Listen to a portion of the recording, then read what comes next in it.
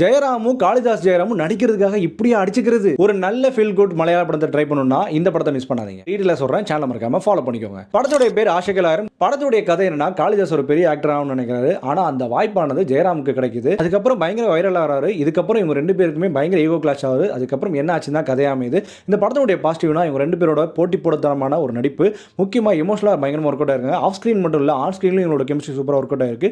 முக்கியமா எமோஷனல் காட்சிகள் எழுதப்பட்ட விதமா இருக்கட்டும், ஃபர்ஸ்ட் ஹாஃப்ல எழுதப்பட்ட காமெடி சீக்வன்ஸா இருக்கட்டும் அண்ட் செகண்ட் ஹாஃப்ல நரேஷனா இருக்கட்டும், நல்லாவே எழுதப்பட்டிருந்தது. ஃபீல் குட் ஜெனருக்கு ஏற்ற மாதிரியே நிறைய காமெடிஸும் சரி, நிறைய ஃபன் எலிமெண்ட்டும் சரி சூப்பராக இருந்தது. முக்கியமாக ஃபர்ஸ்ட் ஹாஃப் போர்டிக்கவே இல்லை. அண்ட் செகண்ட் ஹாஃப்ல கொஞ்சம் நல்லாவே எழுதப்பட்டிருக்கலாம். ஏன்னா ரெகுலரான ஈகோ கிளாஷ் மாதிரி ஆயிடுச்சு.